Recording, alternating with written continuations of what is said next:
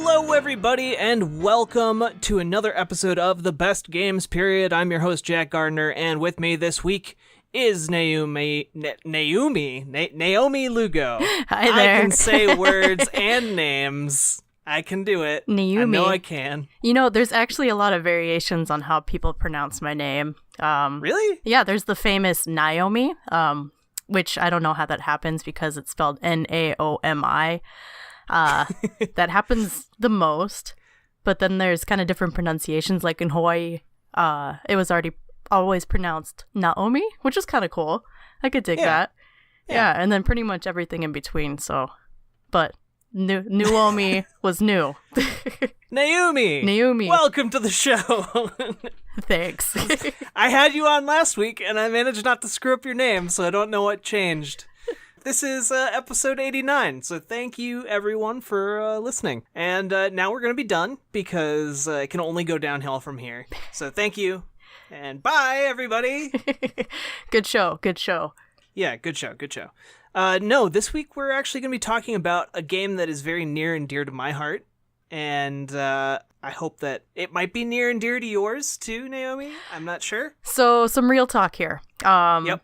Before you contacted me about it, I hadn't even heard of threes. And to be even more real, puzzle games and math are pretty much my enemy. But I mean, I of course downloaded the game and started playing it, and I started to get a little bit obsessed, and I can see where the charm is. So I can come up at this from a different perspective, I guess, than someone who is completely devoted to it, I guess. Can get the unbiased opinion. I actually think there's a reason that you haven't heard of it, and we'll get to that, because I think it's kind of it's part of what I think is interesting about talking about it on a podcast episode, because I know that there are a lot of people out there that look at a very simplistic puzzle game, and this is something that came up a while back when we did Tetris on the show. And they look at a very simplistic game like Tetris or Threes, and they wonder, like, how can you listen to an entire hour-long discussion about this game? It's so simple. Like, you could just explain it in, like, a sentence and be done with it, right? But I think there's a lot of interesting things going on with Threes, both in the game and around the game, that make it interesting to talk about. So I'm excited. Yeah, me too. I mean, I was doing a lot of research, obviously, to get ready, and I did notice things that might not necessarily pique my interest as the type of gamer I am, but stuff that I could definitely appreciate in the technicality that went into it. So yeah, I'm looking forward to this discussion. Yeah. So let's just hop right into it, I guess. Okay. So the basic premise of Threes is that you have basically this board layout of tiles that kind of spawn each turn, each swipe. It's a very much a touch screen oriented game, and your goal is to swipe together a 1 and a 2 to make a 3, or a 3 and a 3 to make a 6, and a 6 and a 6 to make a 12, and so on forever. And your goal is just to see how big of a score you can get by the end of the game. As far as I know, there might be an end to Threes, but no one's ever gotten there. See, I was doing my research again, and it looks like, and I can't remember when it was, I think it was recently, like within the last month, someone actually beat the game. And they might be the only person who has beaten the game. Yeah, so I think their account name is like Threes Porn on Twitter. And they, okay. I mean, as the name would suggest, they obsessively post about Threes. So one of these postings was of an animation that they got. I can't remember the numbers, but basically the highest numbers you can get merged together to create this last character. And then the screen kind of went off and it said, "Thank you for playing Threes," and that kind of thing. And even the developer of the game was like, "Congratulations." They didn't confirm if they were the only ones who had beaten it, because I think there's some issue with like unlicensed games and stuff like that. But yeah. I think that was the first instance of anyone beating the game.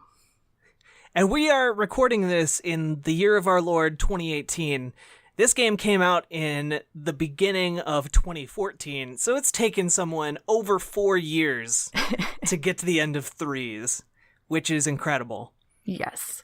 So that's actually really interesting. I didn't know that anyone had even claimed plausibly to have beaten the game. Yeah. I think it was super recent, and I wish I had the tweet still. I am just satisfied knowing that somebody has beaten threes because I didn't even know if it was possible. I thought maybe they just programmed it to go forever. But it's designed by Asher Vollmer, and I really like Asher. I've met him a couple times.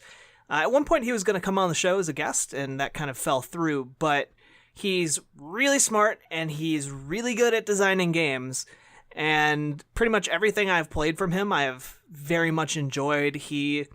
After threes, he went on and he designed a game called Royals, which is basically this weird roguelike based in kind of like that liquid LCD screen kind of pixel art from the early days of gaming. Great description.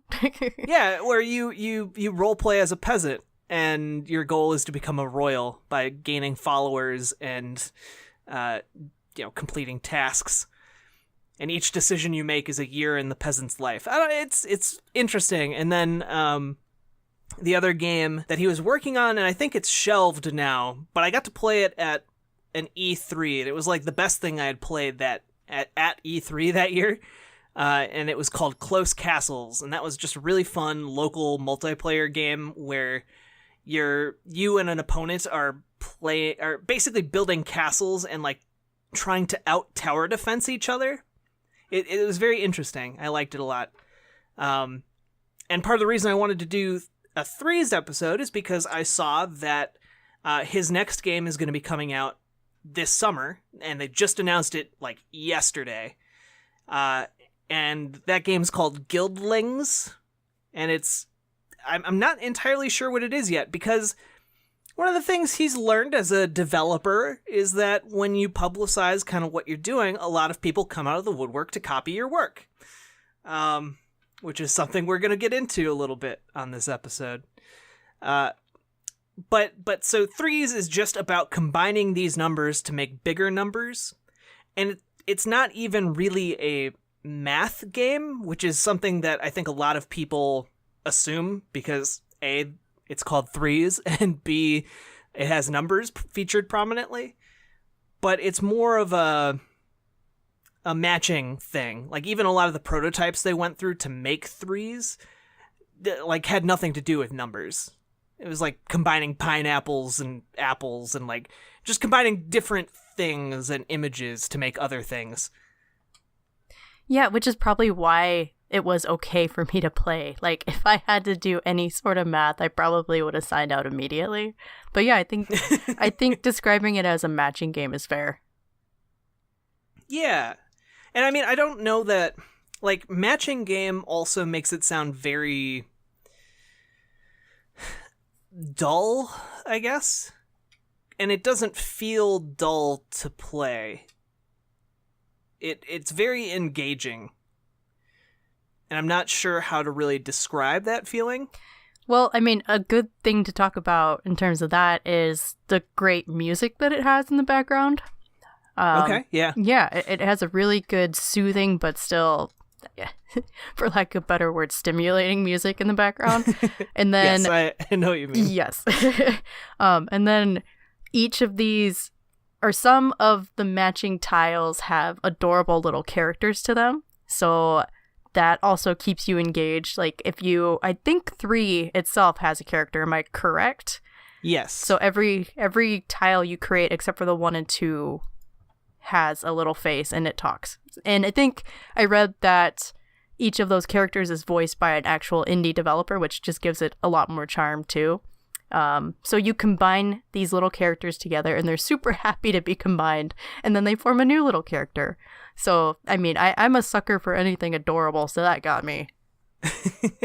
Well, and it also offers kind of what little incentive threes has to keep you playing is it rewards you every time you make it to the next tier of character that you haven't gotten to yet, the next larger number And it makes it a goal to like, well, what happens when I unlock the next one? What's the next one gonna be? Is it gonna be a weird pirate face? Is it gonna be like a goofy clown? Like, what is it gonna be? Which is totally bait for gamers, because I mean that's what we live for, is to unlock that next thing. So good on them for capturing that.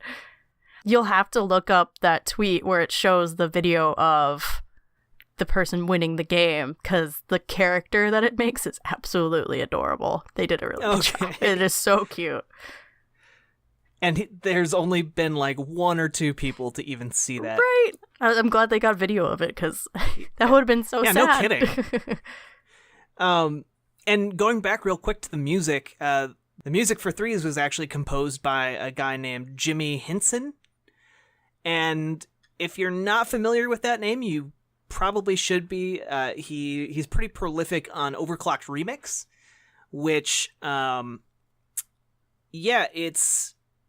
well, actually, you might not be familiar with Jimmy Henson as a name, but Big Giant Circles is maybe a more common name to know his work by. And if you don't know what Overclocked Remix is, it is the site where just people from all across the gaming community get together and they do fan remixes of video game music, and it's really fantastic. It's actually where a lot of the music that I use to close out the show comes from, which you can find that attributed in the information about each podcast episode that comes with it. So if you downloaded it, look at where you downloaded it from, and there's a little credit there. Anyway, a lot of his work has shown up in a lot of other video games, like it's in Super Street Fighter 2 Turbo HD Remix. There's also a number of tracks in Mass Effect 2 that he composed. And one thing you might not know, fun fact, is that a track he composed for a game called There Came an Echo, one of his tracks for that game is actually used as the intro music for Stranger Things. Okay. Cool. Yep. I know Stranger Things. And I guess the music reminded me a little bit of Slime Rancher in parts, where it was kind of that nice ambient kind of track, but still kind of exploration-y, because that's totally a word. Yeah, definitely. It's definitely a word. Now it is. So, what is the highest score you have gotten in the game? Oh, it's probably around 10,000, probably a little bit below that. Okay. Yeah. Okay. What about you? How high were you rolling? 9,000. Oh, snap. Yeah. Okay, so we're about the same. Yeah, but I mean, so I had been stuck in about the 4,000 range forever, and I don't know, I just had one of those games, and we can speak to this later, but where the flow was just amazing, and I finally beat my 4,000 streak and finally got up to 9,000, and of course, I've not been able to reach that again, but one day.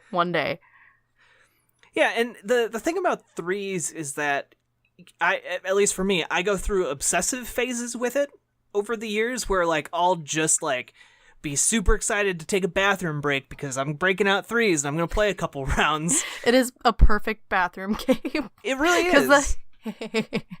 It is. Like, on the bus kind of game, it's quick because each round will be, like, 10 minutes, 20 minutes. Unless you're awesome and beat the game and play it for, like, an hour. I think that's how long the person who beat it was playing it for. Wow. Yeah, that's a lot of attention span that I do not have. Well, and so it's also one of those games that just it's so simple that it's brilliant. And like you play Threes and it's hard to imagine that no one had made a game like that before because it seems that intuitive. Yeah. But really, no one had made a game like that before. And you're sitting there swiping and it feels like the most natural thing in the world. Yeah, and I think that's kind of why, and we can, I guess, start diving into this, why there were so many copycats that were able to kind of get away with what they did. So I don't know if you want to dive into what happened there. Yeah, let's do that. And it's part of the reason why I think, like you said, you had never heard of Threes before. And that's because when Threes came out, actually even just the development process of Threes, so Asher Vollmer wanted to make a game. and he came up with the prototype for threes in one night, and then he spent the next year trying to kind of figure out what threes was.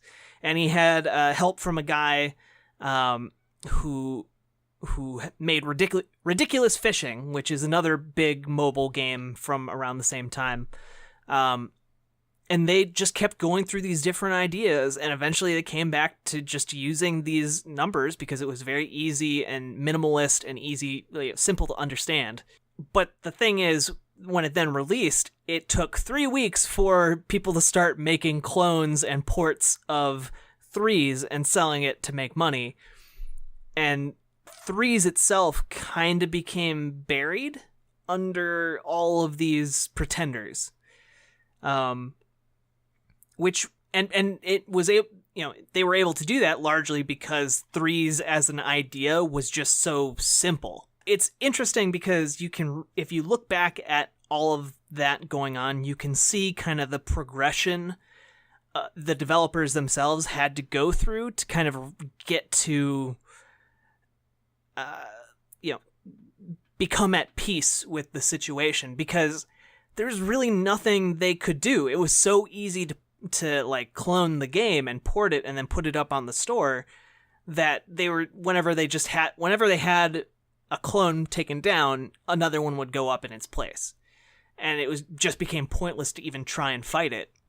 And I can't remember which developer it was, but actually posted something like a 40,000 word kind of developer log about what happened. They even posted like emails through their entire development of the game with pictures of prototypes and everything, I guess, to kind of prove to the world that they did make this game and they did spend a lot of time on it, which was really heartbreaking. And another really heartbreaking, I guess, fact is that I had actually heard about 2048, which is kind of one of the more notorious copycats of the game, before I'd even heard of threes. And I mean, it kind of went under my radar just because it's not my kind of game, but I remember that being a big thing and never hearing about threes, which is very bizarre. And I guess that's why the developers were so frustrated. They spent years on this game in order to make it what it was. And that's because they really wanted to make the game what it needed to be versus just pushing out a product that did the bare minimum. And I can see where that frustration comes in, when another game just comes in, looks at the surface of it, takes it and turns it into something else, and people start talking about it. That is definitely heartbreaking. And I just feel for those developers. Yeah, and so the game, so basically how what you're talking about shook out was 3 weeks after they released threes, a game called 1024 came out, which was one of the larger clones of threes at the time. And then after 1024 came out, this college kid came along and like in a week developed a game that he titled 2048, which was open source, which meant anyone could then look at the code for 2048 and make their own threes clone. Except that 2048 became so popular, like even you had heard of it at the time, and it took you, 4 more years to hear about threes? Yes. And so 2048 got super popular and became a story because it was one of those feel-good stories, like, oh, this college kid made a game in a week and it's super popular now and he's making money. And so he went on CNBC, he was in the LA Times, like all these different things, people were writing about him, interviewing him, all this stuff. And none of those networks or interviewers or writers ever mentioned threes. And that's kind of what kicked off that 40,000 word blog post that you mentioned, because no one was crediting the game that they were ripping off. And 2048, was, an iterative version of 1024, which was a bald-faced clone of threes. And it also, I don't want to crap on 2048 too much, just because, the guy who made it I don't think he had any bad intentions. It wasn't like, he's rubbing his hands together as a college student going, I'm going to stick it to those guys. I think he genuinely just wanted to make an open source game as kind of an experiment and then post it online and let people have fun with it. And it ended up blowing up and becoming much bigger than it was ever intended to be. But they even mentioned this in their blog post, and they even so I'm getting a little ahead of myself and mixing up words a little bit. It blew up and got bigger than it was, and then when the Threes developers, through this blog post, kind of commented on 2048 having received all of this attention and not being credited for the work that they made, that they put in, some mainstream outlets took that blog post and were like, oh, the Threes developers are calling 2048 a rushed clone. And like it was this big dramatic thing when in fact, like the Threes developers were just making a statement of fact and giving their own, having worked on a game like this for over a year, whereas this college kid had worked on the game for, a week, maybe. Their analysis was that it was really, really easy to game the systems used in 2048, probably because it was a rushed job. Each of the developers of Threes managed to beat 2048 on their first time playing it. It took 4 years for someone to beat Threes. Yeah. Yeah, I played both games just to kind of compare them. And 2048 is definitely a lot easier. Like, I was playing a nice flow for a good 10-15 minutes before I, died, whatever the word is, ended that game. And it just was not as engaging to what I think you just attributed. Like Threes, it took a lot of analyzing how it was playing in order to get better. Like, I couldn't just keep swiping until I got lucky in Threes. Like, that just ended the game pretty much immediately. And I did some examples of that, just trying to see if it did compare that way, and I immediately just broke my game. And but I think that's a good thing. Like, you shouldn't be able to just game the system and beat it. That's not what these strategy puzzles are supposed to be, and that's not what strategy puzzle gamers want. Right. Well, and also, so I was reading through a bunch of reviews, just kind of to gauge how people responded to Threes. It was universally acclaimed. Like, there aren't any negative reviews of Threes, really. At least critical reviews of Threes. Yeah, I was gonna say, I was reading through like the iOS store reviews, and my gosh, there are a ton of trolls on there. And that was pretty much, that was the first thing I saw. I was like, okay, what's happening here? But then after reading through the story, I was like, oh, okay, I get it. That's why there's trolls, kind of ganging up on them.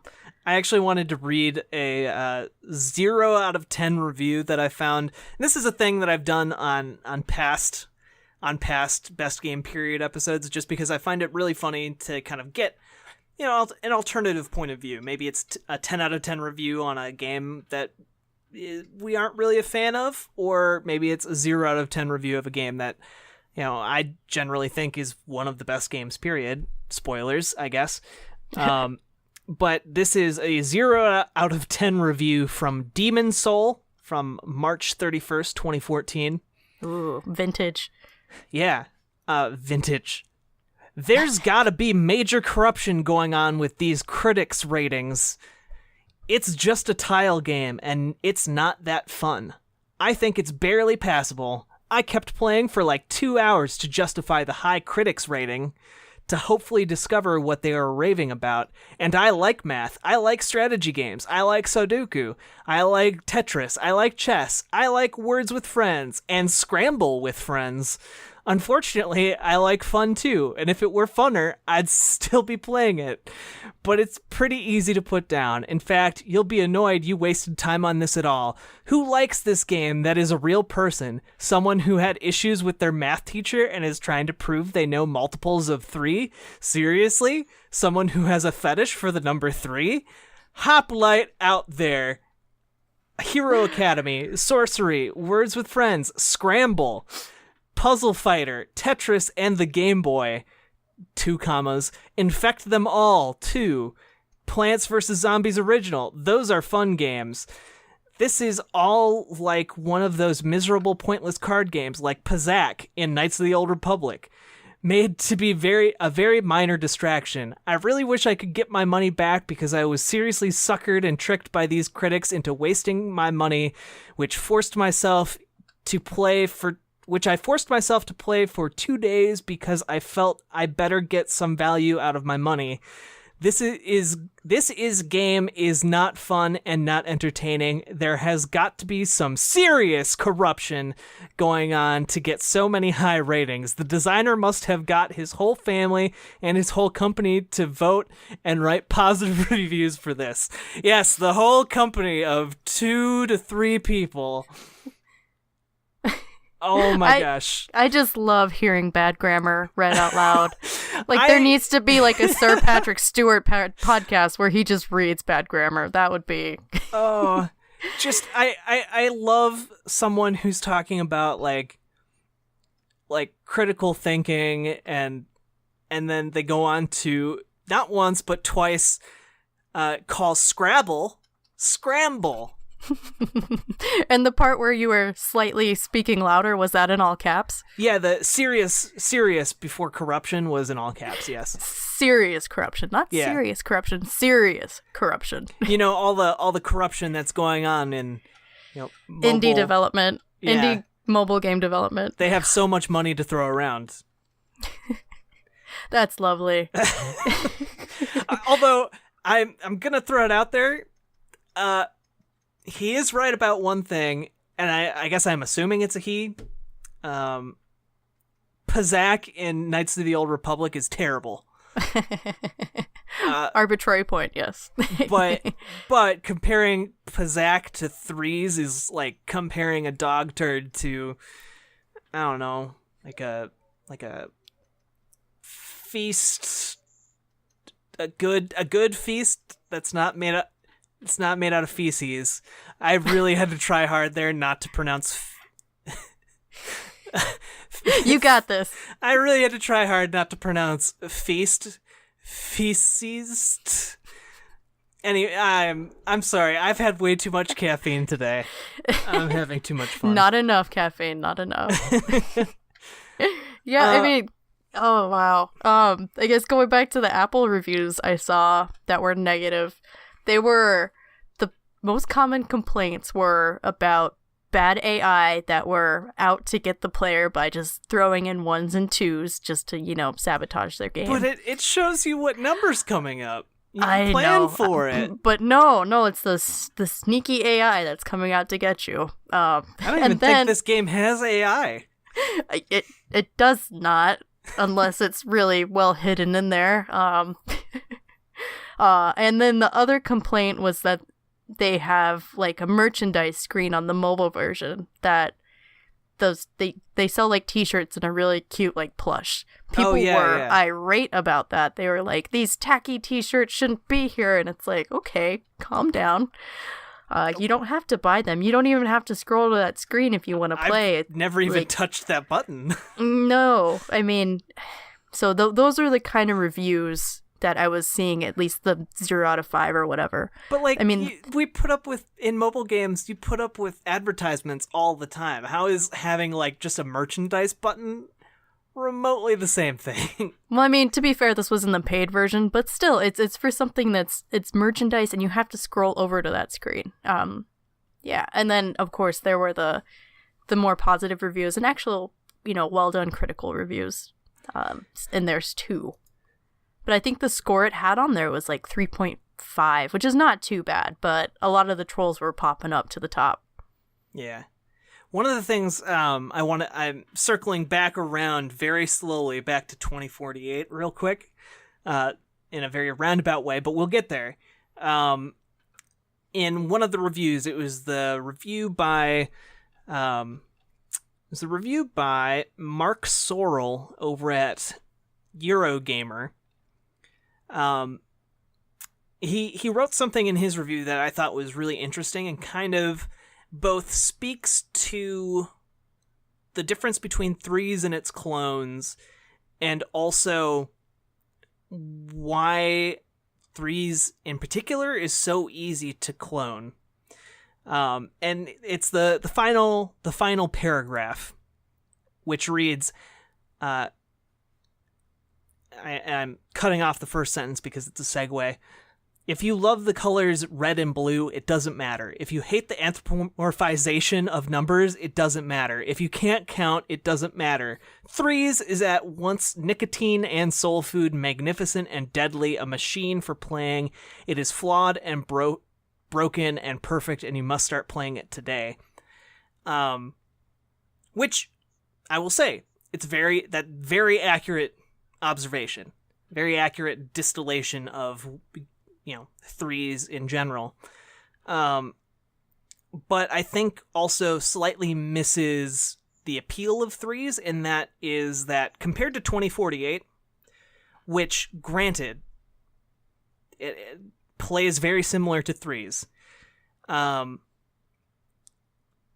think the presentation of Threes is so slick and well-suited to what it is that it does matter a little bit. Like, the presentation does matter. It's part of what sets Threes apart from 2048. Oh, yeah, I absolutely agree with that, because in 2048, all you get is, I think it's just tiles on a white screen. They might be red. I can't remember. And all you get it for music is when you slide them together, it does a little ding or something like that. Yeah. Meanwhile, in Threes, you have your anthropomorphized little tiles who all have personalities, voices, and character descriptions, and then the music in the background. And the sliding mechanic, I don't know how they did it, it's just very satisfying. Yeah. I think it's that they feel like they have weight. Which is definitely a hard thing to convey with animation. Mm-hmm. And part of it is, in this particular review, Sorrell hates the presentation of Threes. Yeah, I think I saw part of his article. He called it something like hipster, like a hipster restaurant where the food was good, but the atmosphere was obnoxious or something like that. Yeah, he basically takes like half of the article to just dump on the presentation of Threes. But I think that misses part of what makes Threes so charming for a lot of people. Or maybe we're just really big hipsters. I don't know. How dare you, as I sit here with my yoga pants and aviator glasses. I was just going to ask, are you wearing oversized glasses? Yeah, I might be.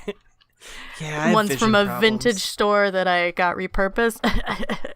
Yeah. I don't know.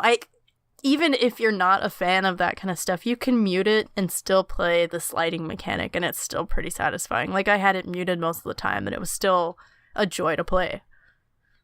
And I'm not going to lie, the music does get stuck in your head. Like, this entire time, I've just kind of been hearing it in the in the background of my life. And, like, kinda... See, you are a hipster. That just proved it. Look, just because my life is basically that Will Ferrell movie where there's a narrator in the background, doesn't mean anything. Nope. Stranger Than Fiction, that's what that movie's called. Yes. Nailed it! But honestly, the part of what's amazing about Threes is it's only $2. And it's like that's not a whole lot of money if you don't have faith that you'll, which is part, like, it's $2. And that's for the ad-free version, right? And that's for the ad-free version. The free version, you just have to deal with ads every once in a while, and that's pretty standard for mobile games. Yeah. But I don't love it. I actually, opposite of love it. I hate it.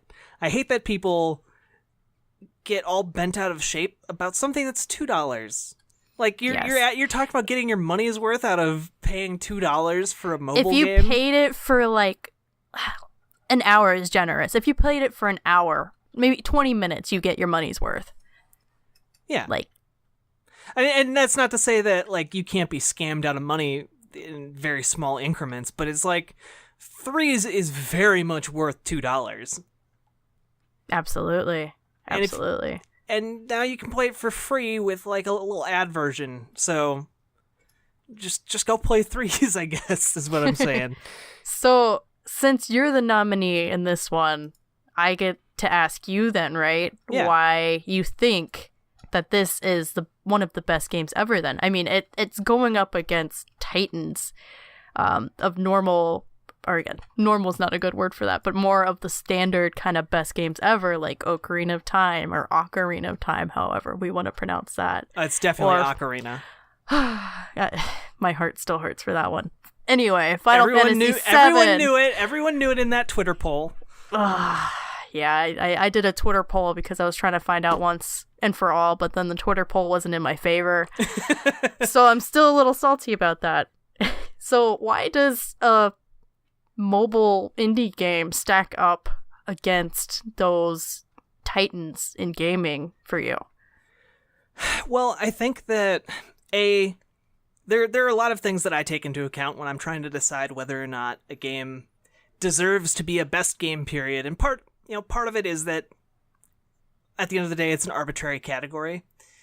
But if you ignore the fact that it's all arbitrary, and we're just kind of making this up as we go along in every episode, Threes is perfect for what it is, and it accomplishes exactly what it sets out to accomplish. Like, this Threes is the perfect version of Threes. Like, I've found doing this show that one of the things I value a lot is I guess minimalism in design when it comes to games. Being able to kind of strip something down to its bare bones and still have it work the way you intend it to. And it's a reason why I love Ico, which I know is pronounced Eco, but I still say Ico. See? But it's like I love Ico, and I love it because of its minimalist design and among other things. Why I like Shadow of the Colossus. I think that's a very minimalist type game in a different sense than Threes. But it's also definitely why I love Tetris, why I love Pong. Like, it's these complicated ideas distilled down to their pure form, and I cannot imagine a better version of Threes, which is why I think people didn't go out and make better versions of Threes. They went out and they made clones of Threes to kind of try and piggyback off of its success and make money, essentially. Like, this is just like a little anecdote, but Asher Vollmer was able to meet the creator of Tetris, which that's a pretty amazing experience. And he was able to meet this guy, and the creator of Tetris told him, "I love your game, Cat Threes." Huh. Asher Vollmer didn't make Cat Threes. He made the game Threes. Cat Threes is just threes with little cat icons that replace the various characters. Oh no. I think that Naomi just found her preferred version of Threes. I was gonna say, I can imagine a more perfect, and it would involve something like unicorns or kitties, so there we go. But essentially, like, this is like you could also make Tetris with unicorns or kitties. Good. But Tetris is still the first one. It's the original. It's the thing that all other versions of Tetris are based on. And I just think that as a puzzle game, Threes is incredibly pitch perfect mechanically. And I think the fact that it took 4 years for someone even to beat it really speaks to that. Like, that is a very complicated game that is based on a very simple premise.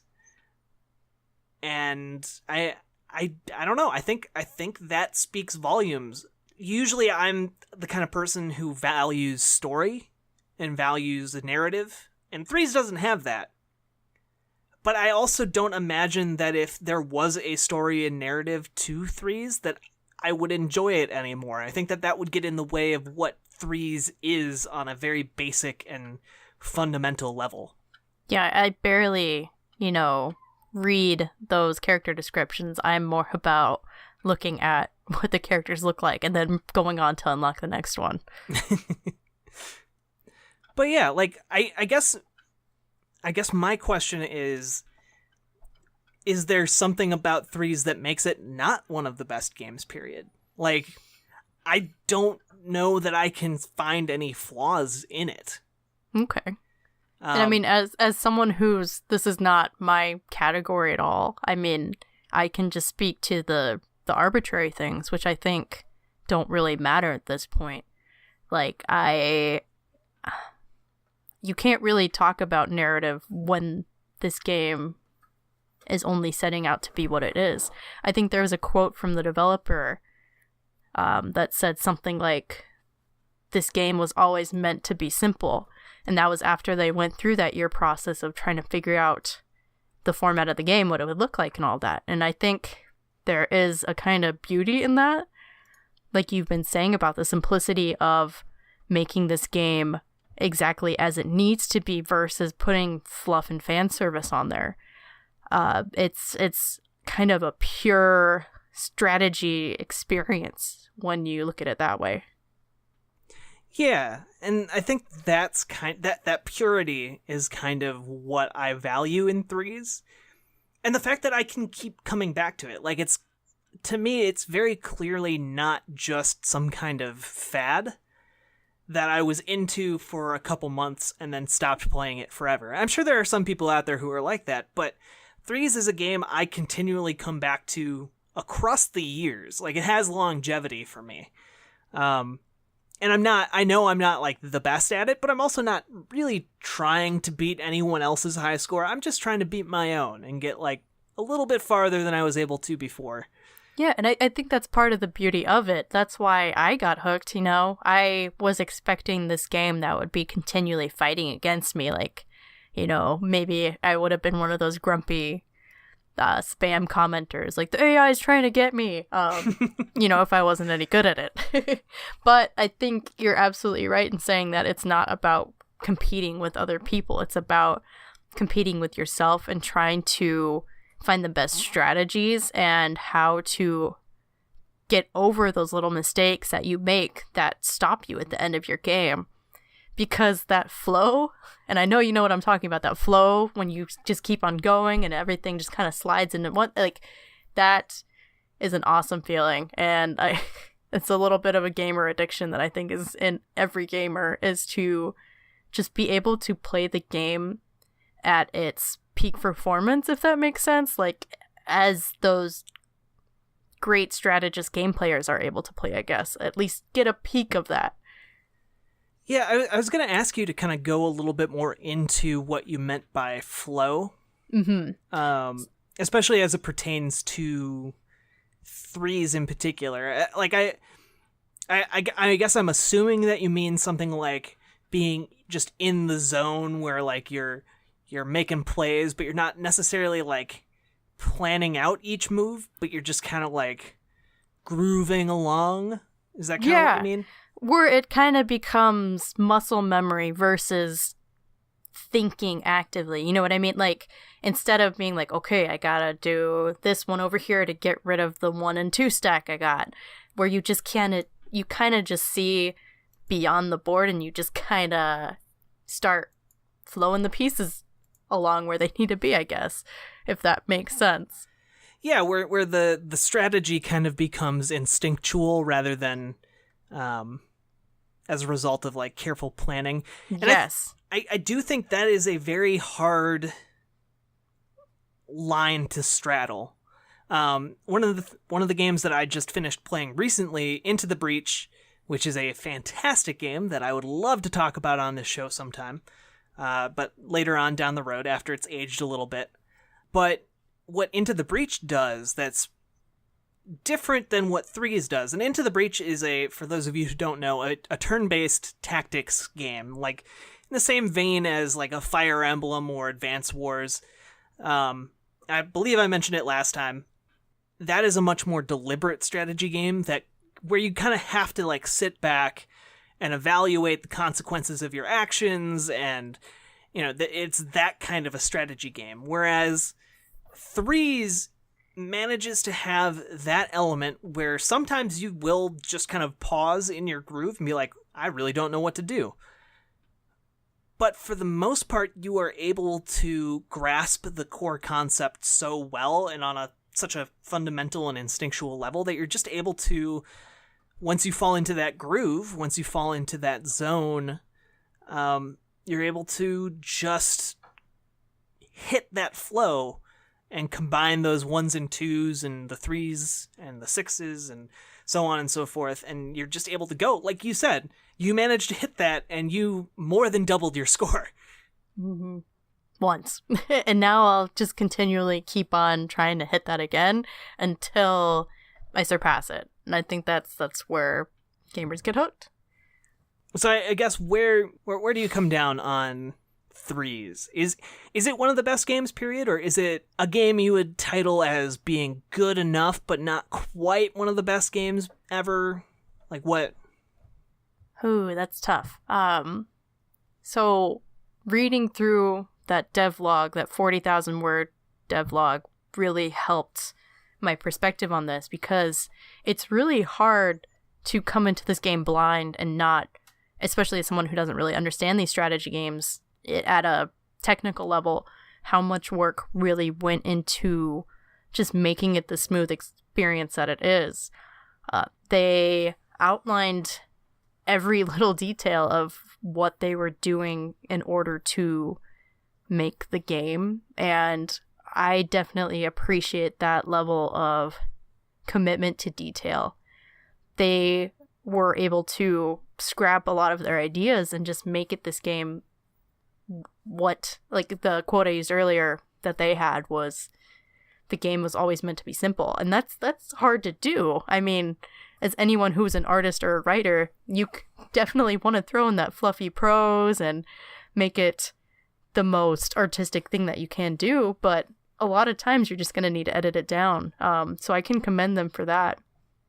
And I guess as far as it goes with it being one of the best games, period, I see your points. I think I need to spend more time with it. But I see where you're coming from for nominating it. So you would say no? Personally, no. Okay. But that's just because, again, strategy games are not always my jam, but I think it says something that it was able to hook me, and I'm probably going to go back every once in a while to challenge myself. Okay. Because I am allergic to puzzles. I am 100% allergic to puzzles in games, which is really tough since a lot of games are built around them, especially stuff like Ocarina of Time. Well, and that's fair. You're able to disagree. Disagreement is built into the show. I think you're wrong, and I'll fight you. But it's fine. We can disagree. I'll fight you for now. Yeah, for now. We'll come back to it later. But yeah, one of the things that I have struggled with doing this show, because even though what constitutes being a best game period obviously varies from person to person, figuring out where that line is, what is just a good game, what's a great game, and what deserves to be kind of remembered as a best game period. That's something I've struggled with when we do our episodes, because there are a lot of really great games out there, but I don't know how many of those rise up to being something that I would determine is a best game period. And I think Threes does rise up there for me, because like if someone handed me a phone and was like, hey, put like the 3 best, phone games on this phone, Threes would be on there. And it's perfect for that platform and that medium. On the other hand, Threes is also on Xbox One, and it's also in browser form. I would never... I don't think I would recommend Threes on the Xbox One. I just don't... I don't think it is made for that format. But as far as a mobile game goes, and a game built for a mobile platform, I think Threes is the top tier of that. Okay. Yeah, and I can definitely see the challenge of determining these best games, period, especially when you think about, again, Ocarina of Time. You cannot compare that to Threes. Unless you want to get super, like, holistic about it, there's no comparing it. I mean, I think that's why we have so many games that we kind of resort to when we talk about the best games ever. And those kind of top 5 spots are always taken by the same games, and it's really hard to break into that top tier. And another part of that is nostalgia. Like you said, you even want to take a little bit of time to go back to, I think you said Into the Breach. That's the name of the game? Yeah, like, I want some time to go by before talking about it. And I think it's really tough for newer games to break that mold kind of because of that. Because a lot of gamers think of the best games ever as games that formed the pathway for other games to exist in their lives. Right. So something like Final Fantasy VII was one of the first games that was a wow moment for a lot of people, and that's why it's one of the best games, period.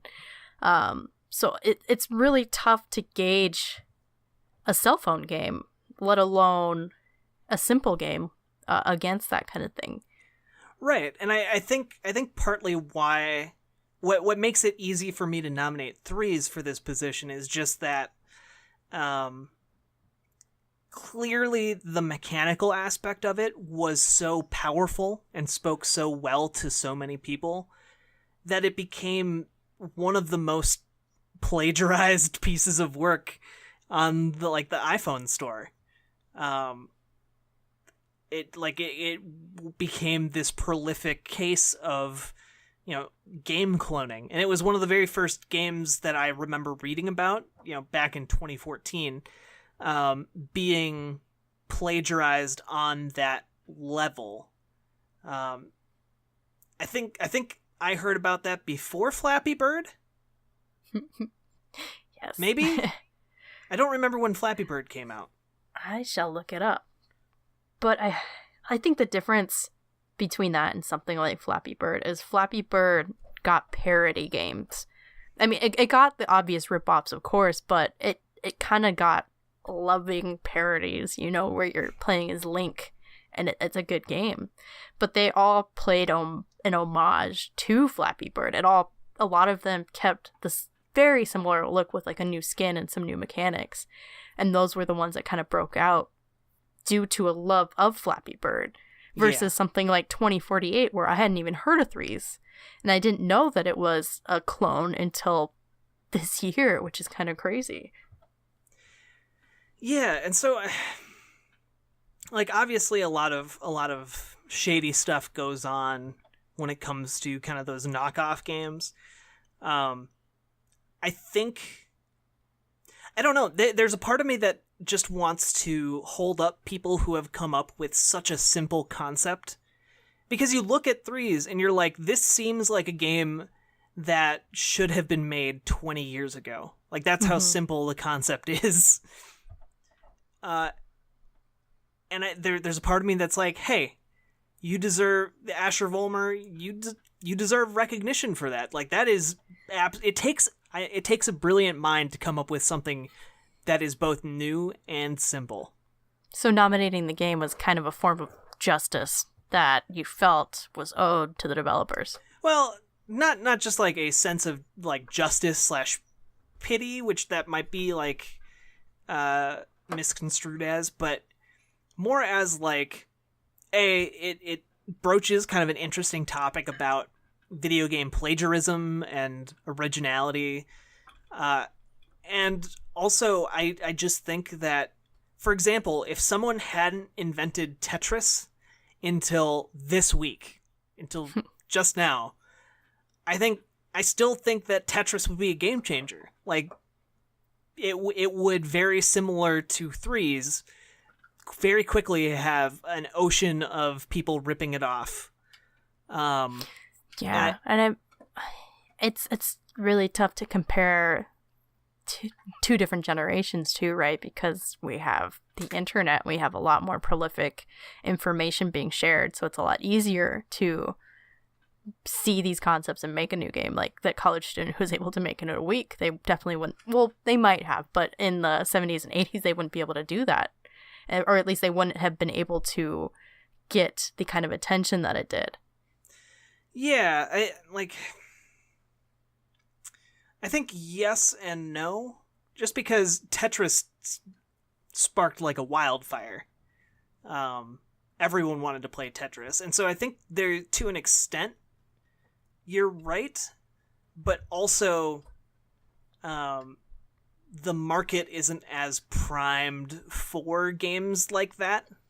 That is true. So it's kind of a double-sided thing there. So. Yeah, because like everyone's heard of Tetris, and as you serve an example, not everyone has heard of Threes, because people have heard about the clones.